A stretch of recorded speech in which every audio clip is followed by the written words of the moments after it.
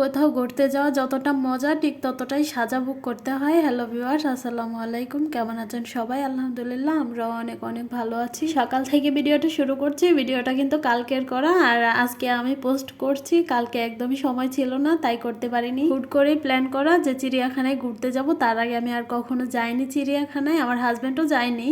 তাই বললো যে চলো আমরা চিড়িয়াখানায় ঘুরতে যাই। তো সকালবেলায় চলে গেলাম। সকালে হালকা নাস্তা খেয়ে চিড়িয়াখানার উদ্দেশ্যে রওনা দিলাম 8টার দিকে। রাস্তায় অল্প জ্যাম ছিল, তেমন জ্যাম ছিল না। আর আমাদের বাসা থেকে চিড়িয়াখানায় যেতে 2 ঘন্টা সময় লেগেছিল। লম্বা লাইনে টিকিট কাটার পর অবশেষে চিড়িয়াখানায় গেলাম। প্রথম দিক থেকে তেমন মানুষের এতটা ভিড় ছিল না, পরে আস্তে আস্তে আবার মানুষের ভিড় শুরু হয়ে গেছে। খোলা জায়গা পেয়ে আমার ছেলেটা আজকে এত খুশি, নিজে নিজেই হাঁটাহাঁটি শুরু করছে।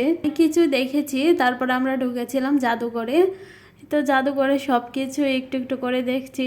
জাদুঘরে হাঁস মুরগি রাখা দেখে পাশের থেকে একটা আন্টি বলছে, এই হাঁস মুরগিগুলোকে আবার জাদুঘরে রাখা লাগে? আমাদের বাড়িতে কত আছে। আন্টির কথা শুনে আমি একটু হাসলাম। এই যে ইমু পাখির ডিম, এটা আমি প্রথম দেখেছি।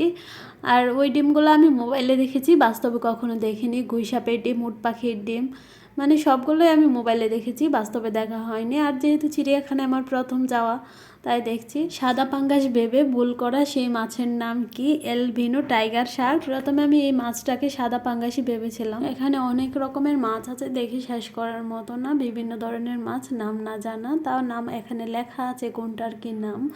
তাই দেখছিলাম, সবগুলোর নাম তো আর মুখস্থ করার মতো নেই। এদিকে হাঁটতে হাঁটতে অনেকটা ক্লান্ত, ভাবছি এবার বসে একটু কফি খাওয়া যায়। মোবাইলে কিন্তু আমরা সব কিছুই দেখতে পারি, তবে বাস্তবে আর মোবাইলে দেখার মধ্যে অনেকটা ব্যবধান।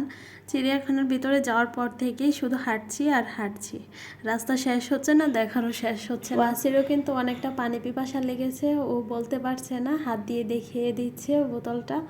তো ওকে পানি খাইয়ে দিচ্ছিলাম, আর এদিকে আমাদের কফিটাও চলে এসেছে। কফি খেয়ে অল্প একটু বিশ্রাম নিয়ে সবাই আবার হাঁটতে শুরু করলাম। সামনের দিকে দেখার মতো যা পাচ্ছি তাই দেখছি। আর এই কাকটা প্রথম দেখা, আমি কালো কাক দেখেছি, সাদা কাক দেখা হয়নি কখনো। এমনকি মোবাইলেও আমি সাদা কাক দেখিনি, কালো কাক দেখেছি, তাই প্রথম দেখা সাদা কাক। অনেকগুলো প্রাণী দেখেছি, তার মধ্যে আমি সবচেয়ে বেশি দাঁড়িয়ে দাঁড়িয়ে দেখেছি জলহস্তি।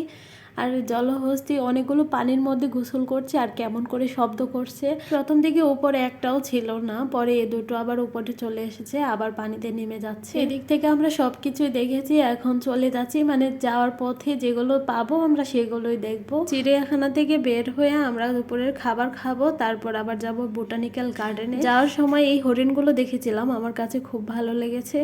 আর এদিকে আমরা দুপুরের খাবারটাও খেয়ে নিচ্ছি। বোটানিক্যাল গার্ডেনে ছিলাম সন্ধ্যা পর্যন্ত, তারপর বাসার উদ্দেশ্যে আবার রওনা দিলাম। হাঁটতে হাঁটতে সবার অবস্থাই পুরো খারাপ। আজকে এই পর্যন্তই। ভিডিওটি ভালো লাগলে পাশে থাকবেন। আল্লাহ হাফেজ।